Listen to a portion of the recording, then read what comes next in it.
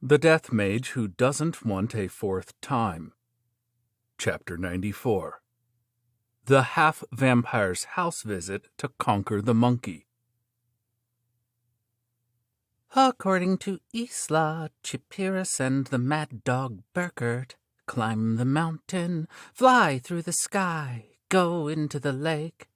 Vandaloo was singing the route he had planned using information he had gained from the vampires, while doing warm-up exercises by the lake. Although it was spring, it was still only March. It was too early in the year to go swimming, and Vandaloo was not particularly good at swimming. I only barely managed to swim 50 meters with the school group. I can hold my breath for over 30 minutes now, though. How long could seals, sea lions, and sea otters swim underwater? Would Vandaloo be able to overtake them soon? It doesn't matter, I suppose, Vandaloo thought as he flew into the lake. Pete stretched himself out from Vandaloo's head toward the shore and pulled Vandaloo back. Vandaloo let out a strange noise of surprise that sounded like "ha-ha" as he landed on his back. "Your Majesty, are you all right?" asked Princess Levia. "The noise you made was very strange." Probably, said Vandaloo. "Pete, as long as you stay inside me, it's just like when I take a bath, so it's fine." Wait, no, stop. Don't take root in the shore. A considerable amount of time passed as Vandaloo calmed down Pete and the plant-type monsters, who seemed opposed to going underwater. Symbiosis was quite a troublesome thing. Vandaloo was walking smoothly inside the cold lake water. He skillfully manipulated the immortal Ent branches extending from his hands and used the earth and rocks at the bottom of the lake as footholds. They probably would have disliked it if it was seawater, though, Vandaloo whispered through his spirit form mouth as he continued along the bottom of the lake. Maybe I should take this opportunity to think of a way around that. It was dark, but even here there was no problem with visibility, thanks to the dark vision skill. But if the water was cloudy with dirt and microscopic organisms, he would not have been able to see even with dark vision, so it was fortunate that the water was clear. Several dozen silhouettes holding spears appeared in front of him, but looking closely, although they were human in shape, their whole bodies were covered in scales, and their faces were like a mixture between those of people and those of fish. These were aquatic, demi-human type monsters, gillmen. Sahuagin, who were also aquatic demi-human type monsters that were like fish with human limbs, known as the goblins of the sea, also existed in Lambda. But gillmen were far more powerful monsters than Sahuagin. Since their mental structure was different from that of people, communicating with them was difficult, but they were highly intelligent, creating equipment from the shells and carapaces of other creatures, and they formed groups of as many as several hundred individuals. People were not very familiar with gillmen, as they did not share the same environment as them. But in fishing villages, gillmen were feared more than ogres, and perhaps because there was some connection between them and Tristan, the god of the sea who had created them, they rampaged like berserkers whenever they laid eyes on merfolk, leading to gillmen becoming known as the merfolk's enemy. The gillmen surrounded Vandaloo at a distance with visible bewilderment in their fish-like eyes. They were probably saying things like, "What is that?" and "There are branches coming out of its hands and feet," weren't they? How troublesome. The monsters in this world don't understand Japanese. If there was a gillman spirit nearby, I'd use visualization and have it translate, but I don't see any. Vandaloo was in a troublesome situation, but it seemed that the Gilman had decided, "We don't know what it is, but let's dispose of it for now." With an intent to kill directed towards Vandaloo that he could detect with danger sense death, they drew closer with their spears raised. Since that was the stance they were taking, Vandaloo did not need to think hard about what to do either. I don't really feel like fighting underwater, though. I can't have Princess Levy and the others help me either, Vandaloo said, as he threw his cursed weapon kunai and scattered poison under the water. But, well, it is fortunate that I've found these things so that they can guide the way. Incidentally, Gilman were rank 3, but as they were often fought in water and on ships, the Adventurers Guild recommended that they be considered 1 rank higher when fighting them. Making the zombie Gilman lead the way, Vandaloo found an underwater cave hidden at the bottom of the lake, spent an hour traveling through it, before finally raising his face above the water's surface. I thought I was going to die. If he hadn't bitten into the Gilman's throats and sucked the air from their lungs every time he was close to running out of breath, things could have been dangerous for Vandaloo. Gilman had gills on the sides of their bodies, but they also had lungs to move about above water. Incidentally, the only reason Vandaloo had not done mouth-to-mouth artificial respiration was because he didn't want to. Even if he were to ignore the fact that they were zombies, he didn't want his first kiss to be with a fish-faced monster. The zombie Gilman's faces silently emerged from the water's surface as Vandaloo made them help him get onto the shore. Vandaloo looked around to see that he had emerged from an underground lake, and there was a nearby mansion that looked elegant at first glance, but also sinister upon closer inspection. Oh my! You really are the rumored Dampier. For a long time after the rumors began, I have truly desired to meet you. Excuse my late introduction. I am the steward of this mansion, the foolish dog Belmond, said the man, introducing himself with a courteous bow. What business did you have here today? I was thinking of forcefully taking over this place that you're now in charge of, Vandaloo replied. I'm going to begin doing that now. Is that all right with you? Well, even if you say no, I have no intention of returning on another day. I see. That's just perfect. I was also thinking of killing you, Belmond shouted as he moved his fingers, his gentle smile turning into a mad one with his fangs bared. In the next moment, the Gilman protecting Vandaloo's sides fell into pieces. The 5 Gilman were sliced silently into over 10 parts each, revealing their vividly colored cross-sections, and fell into the underground lake close to the shore. As the Gilman fragments fell into the water with a splash, Belman felt disappointed that Vandaloo didn't even make the slightest move. "Ha ha! You don't know what just happened, do you?" said Belman. "Despite my appearance, I have lived for tens of thousands of years, and this is the result. If I could get you to enjoy it as well—" You're using magic and your fingertips to manipulate superfine metal threads. The magic is wind attribute, I suppose. Electricity falls under the wind attribute, doesn't it? Asked Vandaloo. What? Belmond was in dismay. He had not expected his secret technique to have been seen through in an instant. But in the next moment, each of his fingers began bending in strange ways, as if they were individual creatures. Ha! It was expected that I was seen through so easily, but what difference does it make? You are already a prisoner of my threads, Belmond declared. There is no gap for you to escape through.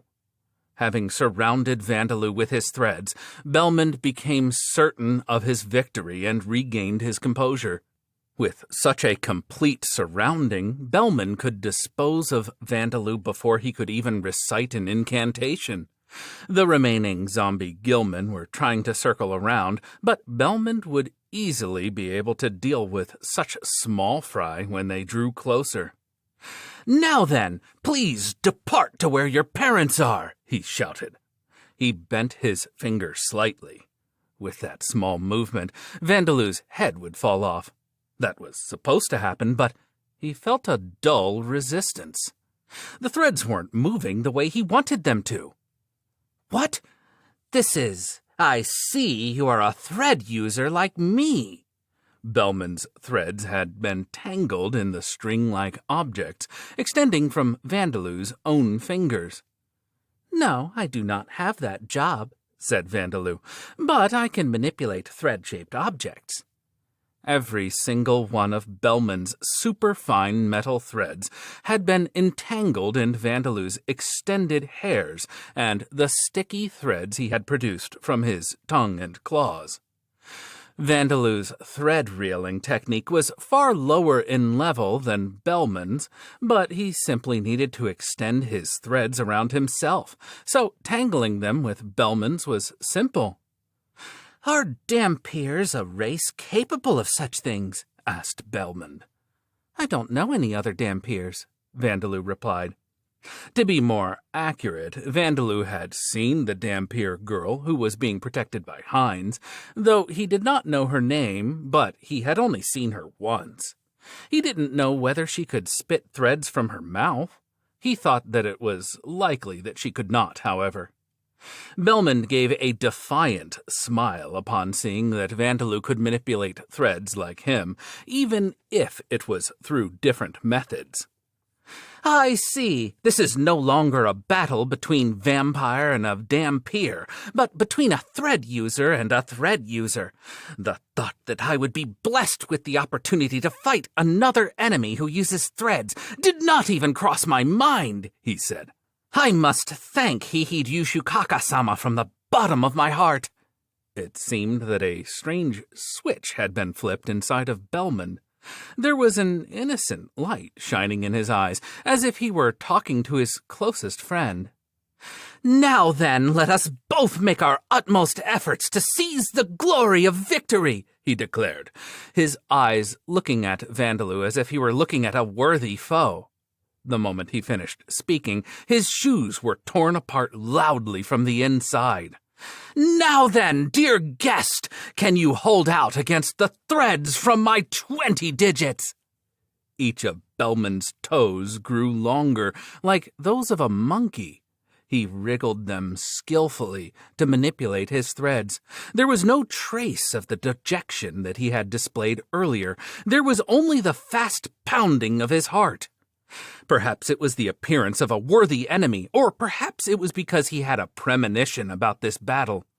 Either way, he had no doubt that the being before his eyes would grant him something. The threads released by Belmont were entangled with Vandaloo's one after another. However, Belmont's threads passed through, cutting their way through and closing in on their target. "What is wrong? You cannot win with defense alone," shouted Belmont. "You're right," said Vandaloo. "Now then, I suppose I should begin a counterattack," said another voice from some distance away. Astonished, Belmont turned to look in that direction. To his left, some distance away, the zombie Gilman had gathered in one spot. Wondering whether it was these Gilman zombies who had talked, Vandaloos popped out of their scaly bodies one after another. "Eh? What? Dear guest, are these your brothers?" Belmont asked the Vandaloo whom he had engaged in battle, bewildered at the other Vandaloos that were smoothly appearing from inside the Gilman zombies. "No, all of them are a part of me," Vandaloo replied. "The one you're fighting now is my physical body, which is moving the others through long-distance control skill. These ones," said another Vandaloo, "are my spirit form clones, made after using out-of-body experience, which has been fused with the zombie Gilman." "Now then, I'm going to begin my counterattack," said yet another spirit form Vandaloo. The spirit form Vandaloos pointed a long pipe-shaped object that the Gilman had been carrying on their back towards Belmond. "Hey, physical body and spirit form bodies? No, please wait, dear guest, that is strange," Belmond stammered. "Do you mean to say that you used your physical body, your main body, as bait to fool me?" "Well, you say it's my main body, but is it?" said Vandaloo. "Did you not think that you would be unable to entangle all of my threads, and that you would be torn apart? In fact, in one more minute I can separate your entire body into pieces," said Belmond.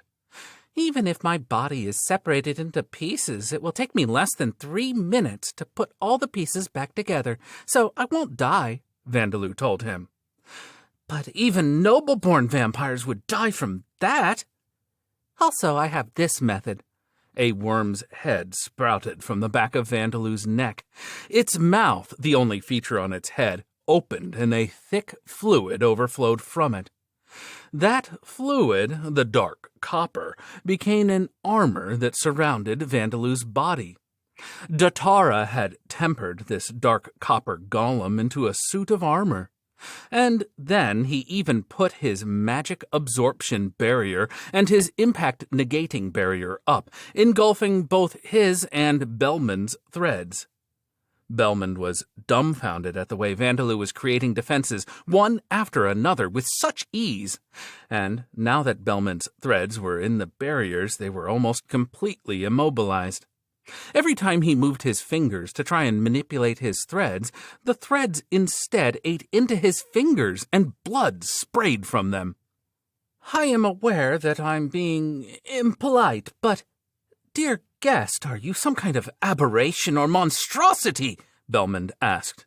Now that things had come to this, he had no choice but to cut off all of his limbs and run away. But he asked this question instead of reciting the incantation to do so. His heartbeat grew violent as he realized that defeat was unavoidable. His cheeks became flushed and his eyes trembled, blurring his vision. "I consider myself to be a person, so it is very regrettable that you said this to me," Vandaloo replied, as the spirit form Vandaloos loaded a silver projectile into the pipe, or at least began to, before changing to a different projectile. An iron bullet was loaded into the pipe. The gun that had spiral-shaped grooves built into the barrel to make its projectiles rotate. Vandaloo made small adjustments to his aim and then used telekinesis to fire the bullet forth. "Fire!" In contrast to the flat-toned voice, the bullet was fired with a thunderous noise. Belmond extended his forked tongue to manipulate a thread to try to avoid Lambda's first bullet that had been fired by Vandaloo. But the iron bullet flicked the thread aside and struck Belmond's torso. "You have acquired the artillery technique skill." It seemed that in Lambda, the skill for using guns was not gun technique, but artillery technique. The iron bullet crashed into the far wall opposite the underground lake, causing a part of the wall to crumble. It did make some sense that it was being treated as a cannon rather than a gun.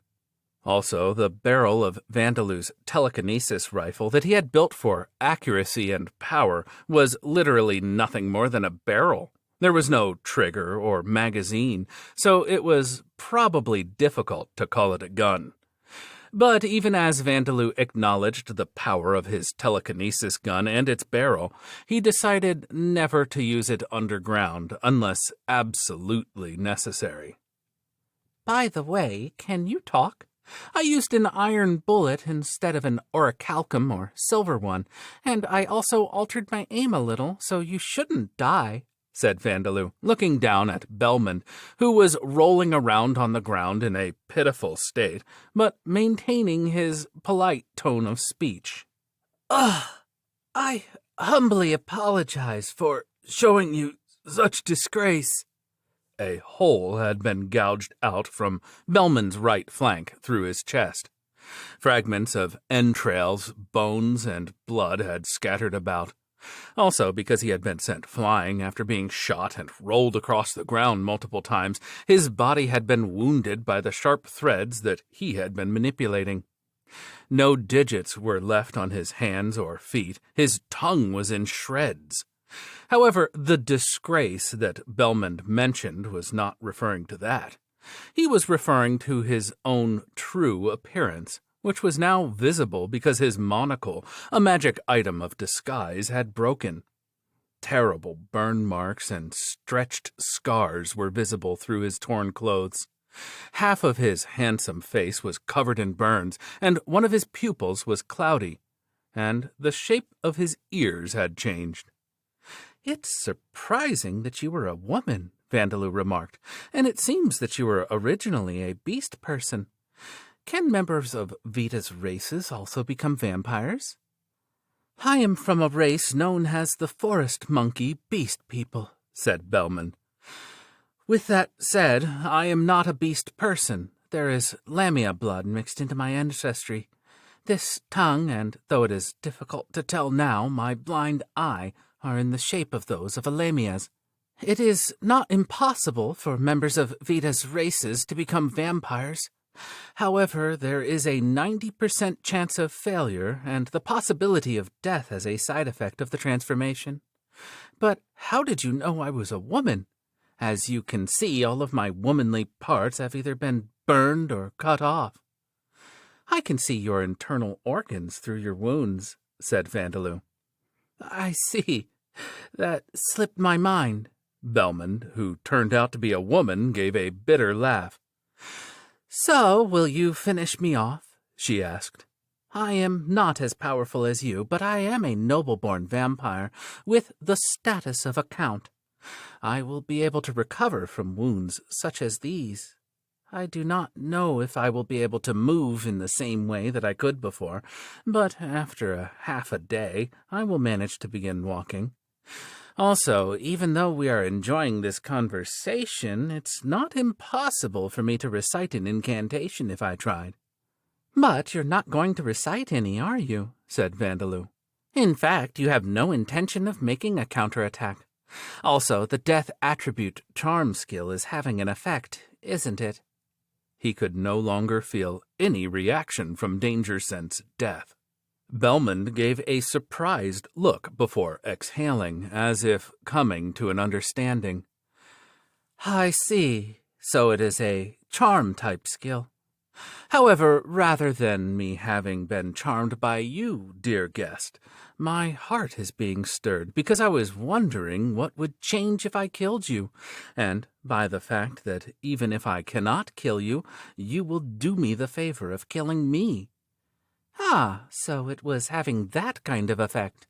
Even though it was a charm, it did not mean that it would cause everyone under its effects to become friendly towards Vandaloo. Those who were ill or mad like Belmond would show reactions like this.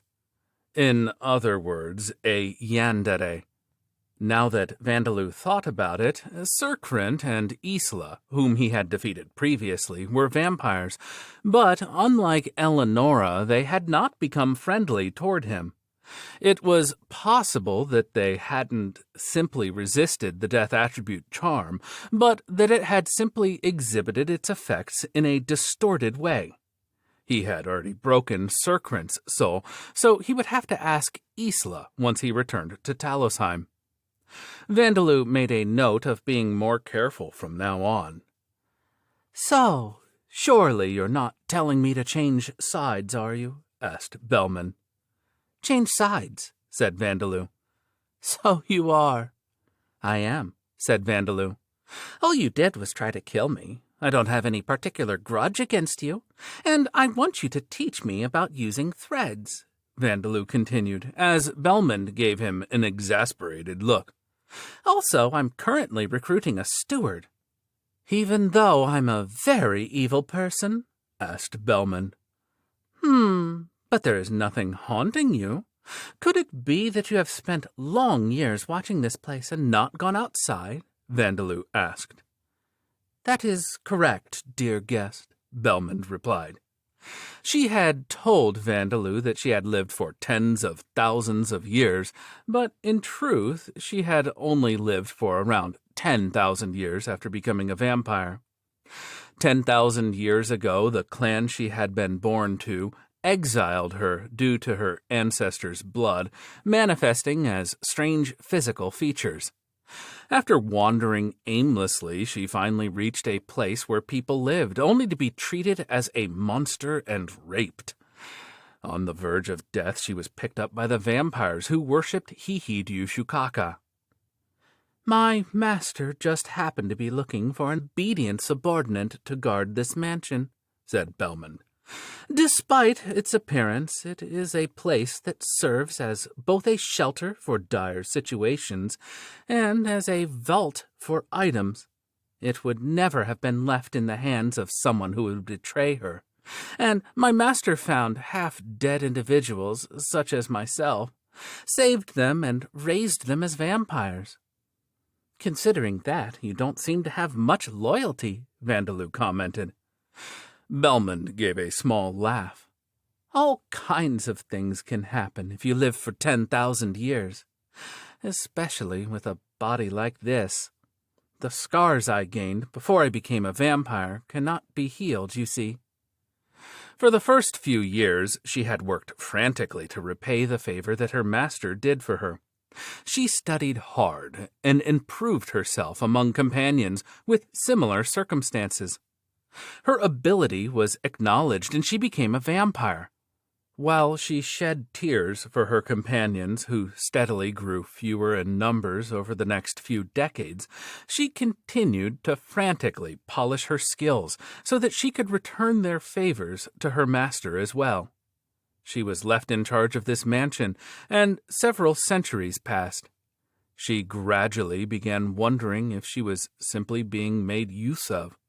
On her 1,000th year after becoming a vampire, her master forced the magic item monocle on her, along with the words, "Don't expose your horrid appearance at this mansion." On the 10,000th year, everything began to feel like it was in vain. There was almost no opportunities for Belmond to amuse herself by using the techniques she had learned, and even when there were, they quickly ended. Even when she thought it might be better to make an escape, when she asked herself what she would want to do after escaping, she couldn't come up with an answer. She thought perhaps it would be better to simply die, but she couldn't bring herself to do that either. Before she knew it, several more years had passed. After spending so long in a worn-down state of mind, Vandaloo had appeared. Then isn't it fine to change sides and join me? Vandaloo asked, satisfied that Belmond had not been involved in Talosheim's fate. Of course, he didn't simply think that she was another victim. She had killed several people in the past 10,000 years and had likely committed many crimes. But these were things that Vandaloo didn't care about in the slightest. Honestly, I don't really care that it's very questionable whether you're good or evil, Vandaloo commented. The perception of that changes easily between nations, cultures, and ages, and I'm apparently considered an evil person to a great number of people, too. I don't know about the ideas of good and evil in a society that I have no relation to. Vandaloo could not imagine that absolutely good beings could exist. Good existed because the concept of evil also existed. Since this was his way of thinking, the idea of good and evil was in itself an ambiguous concept. In fact, both on Earth and in Origin, good had failed to save him. Of course, he knew that it would be narrow-minded to come to conclusions based on only his own experiences, but things were going well in Lambda with this way of thinking, so he thought that this was fine. What about the fact that I tried to kill you, dear guest? Asked Belmond. I won, so it doesn't count, said Vandaloo. He simply thought that in fights to the death, the victor held the rights to the life of the defeated. With monsters, he stripped them of their materials and magic stones, and with bandits he killed them and drank their blood. Even in war, killing enemy soldiers was an achievement, and capturing them alive earned extra money. With that being the case, Vandaloo had defeated Belmond, so he was free to invite her to join. Speaking in extreme terms, it's just a matter of changing sides while you're still alive or changing sides after you die, Vandaloo told her. But when you die, your memories and personality might crumble or undergo significant changes, so it would be most helpful if you changed sides while still alive. There were some, like Cesare, who shone brighter after becoming an undead, but those were rare cases. So, what will you do? Vandaloo asked. Since Vandaloo had not needed to use dead spirit magic, Princess Levia and the other flame ghosts were free, so they appeared before Belmond. "It is better for you to join His Majesty," said Princess Levia. "We haunt His Majesty like this, and even though we're ghosts, we are able to eat delicious things. Isn't that right, Levia-sama?" asked another flame ghost. "Yes, it would be reassuring to have you lend your strength to His Majesty," Princess Levia told Belmond. "Can I make this request of you?" Realizing that there was no escaping this particular guest, Belmond gave in. "Very well, dear guest," she said. "However, I have 2 conditions. The first is that you defeat my master, Turnisia-sama. The other is that you return my body to its original form." If Vandaloo were to be killed by Turnisia, there would be no meaning in changing to his side, and in her current state, Belmond would not be able to teach him about using threads or act as his steward. "I understand," said Vandaloo, giving a nod to these conditions that even an S-class adventurer would hesitate before accepting. "I'll start by gathering and reconnecting your organs and bones together. Princess Levia, everyone, please keep your flames down. Belmond's offal is almost burning." "Ah, I'm sorry. I will keep my distance now," said Princess Levia. "Dear guest, I have to question calling someone's organs awful," said Belmond. Perhaps she had been too hasty in her decision, but even so, Belmond could not help but hold great expectations of Vandaloo. "Ah! Long live Turnisia-sama!"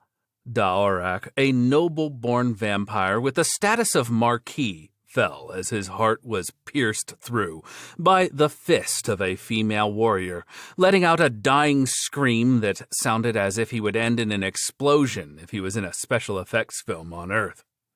He was the one praised to have the greatest fighting ability after Turnisia herself, a man known as the Fighting Dog in the underground world, someone who had lived for tens of thousands of years.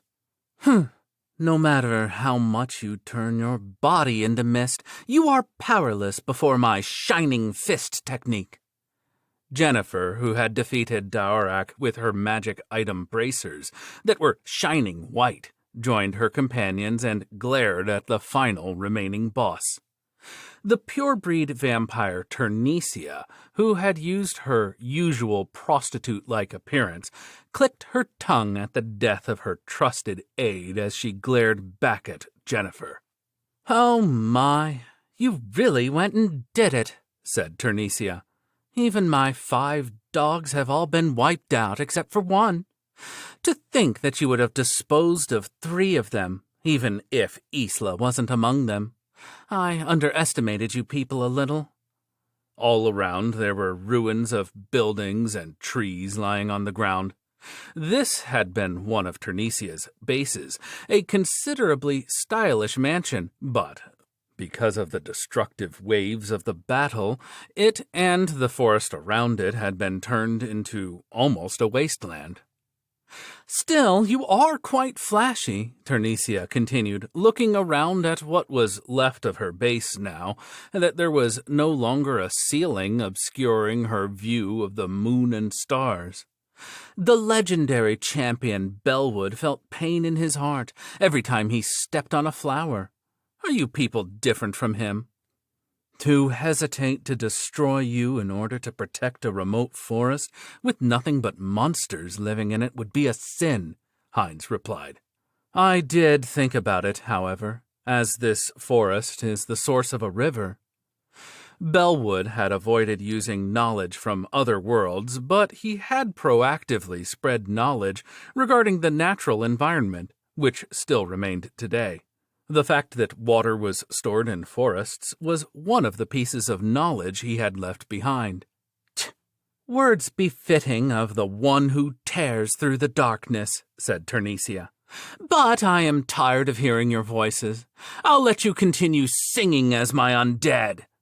Turnesia released a killing intent powerful enough to produce physical pressure, but on the inside she was irritated and a little discomposed. What are Berkine and Gubamon doing? Why are they not hurrying here? At this rate, I'll be forced to use that trump card. As if seeing the disturbance in Turnesia's mind, Diana, the priestess of the goddess of Slumbermill, made an attempt to cast an enchantment spell. I won't let you! Ka! Turnesia gave a strange cry as she tried to use the petrifying demon eye that she had replaced her right eye with. That's my line, said Deliza. Great provocation! Turnesia's hostility was forcibly redirected to Deliza by her shield technique martial skill. Deliza's fingers and toes began turning into stone with an unpleasant sound, but Turnesia's gaze was quickly turned away from her. Turnesia let out another noise of frustration. Edgar had creeped up to her and attacked from her blind spot. His mithril short sword, enchanted with light attribute magic, was pointed at Turnesia's vitals. She blocked it with her claws and tried to tear through Edgar with the same motion, but in the next moment his body vanished like mist. A clone? I'm surprised you could tell. Most would confuse it for magic. Edgar waved his short sword as he created more clones of himself using Afterimage, an advanced armor technique martial skill. Even if most of them were just illusions, considering that any of their attacks could be real, they could not be ignored. All together, shouted Hines. Radiant sword flash! Radiant fist barrage! Hines's magic sword and Jennifer's magic fists assaulted Turnesia. Even she could not handle all of this. Her body suffered numerous wounds. Considering the amount of vitality she had, all of them were little more than scratches. However, the attacks of Hines's party were all specialized against vampires. Even these scratches inflicted her great pain, greatly reduced her extraordinary regeneration ability, and, most importantly, caused her concentration to come apart. Don't swarm me, you brats! Chaotic windblade dance! Unable to contain her irritation, Turnesia released countless blades of wind into her surroundings. This should have forced Hines and his companions back temporarily, giving her an opening to regain her composure. However, Diana recited an incantation. Mana, be guided by the goddess and become peaceful. Magic slumber wave. Her spell drastically reduced the power of Turnesia's own spell, enough for Turnesia's spell to be deflected by the anti-magic defense of the party's defensive equipment, which was made of plenty of dragon and magical metals. Now that Hines and his party were the ones with an opening, the force of their attacks increased. These people, they are accustomed to fighting enemies who are stronger than them. The shield-bearer Deliza would draw the enemy's hostility. Edgar would follow up. Jennifer would attack with many small attacks, while Hines would close in with a single powerful one, and Diana would support all of them. Their coordination of execution was very advanced, and Turnesia was unable to exhibit her powers against them. On her own, she could not deal with the coordination of Hines's party. No matter what she tried, she could not make any successful, significant move. The monotonous attacks she released in her irritation and frustration were blocked or had their power dampened by Deliza and Diana. How can I, Ternisia-sama, who has survived the war against the champions, lose to such inexperienced brats? Ternisia was enraged. It was true that she was strong. She was a creature at the top of the food chain. She was so powerful that she could crush the average dragon as if it were a winged insect. However, that was precisely why she was weaker than she had been 100,000 years ago. She had robbed countless of their lives over the past 100,000 years. However, most of these lives had been taken in a one-sided slaughter, while the enemies she had faced who were capable of fighting her evenly were within countable numbers. And for the past few tens of thousands of years, she had simply existed as a tyrant ruling over countless subordinates. Ternisia's instincts had been dulled by the days she had spent without ever experiencing her life being at risk. Her mental strength and techniques that had once been sharp were now worn down and loosened. In such a state, Ternisia had no way of defending the coordination of Heinz's party on her own. The 3 purebreed vampires had been ruling in a parliamentary system, precisely for situations such as these, but ha! Do Berkheim and Gubamon intend to abandon me here? Her last ray of hope, her reinforcements, did not appear. Ternisia gave a hoarse scream as she received yet another shallow wound. Although Heinz and his companions were now certain that they could defeat her, they were continuing their attacks without letting their guards down. And then Ternisia bared her fangs and gave them a maddened laugh. Die as you regret having cornered me! Activate Demon King's horns! In the next moment, Heinz and his party were torn apart by the horns, sprouting from all over Ternisia's body. Belmond. The weakest among Ternisia's close aides, her 5 dogs, who was given what is, in a way, the most important role. She was often sneered at by the other members of the 5 dogs for being a watchdog. Other than the occasional times that Ternisia visited her, Belmond has spent over 90% of her 10,000-year-long life guarding a mansion with nothing but weeping, gasping, screeching undead. Thus, her mental state is one step away from being like that of a disabled person, and she is possessed by a desire for her own destruction. However, because of this, she has distanced herself from other vampires, and in that regard she is normal. She was originally a female of a race of forest monkey-type beast people, but part of the Lamia blood in her ancestry manifests itself in her physical features. Due to the violent rape that she suffered before becoming a vampire, her body is covered in scars and burn marks. One of her eyes lost its vision on one occasion of her being assaulted, and the long tail that she should have had has been cut off. Thanks to her blindness in one eye and the irresponsible way that Ternisia has raised her, not caring as long as she didn't grow defiant, she is actually the weakest among the 5 dogs. She was not equipped with any magic items other than her magic item monocle. Also, vampires do not gain any bonuses to their talent for magic, so because she was born as a beast person, she remained unskillful with magic even after becoming a noble-born vampire. This is why she does not use any magic other than the spells needed to assist her in manipulating her threads. She is at her strongest when she uses short sword technique to fight, but she is a hobbyist who prioritizes her hobby. She is a master when it comes to ordinary housework, particularly when it comes to cleaning. She works flawlessly despite being in a mental state where entire blocks of several years can go missing from her memory at once.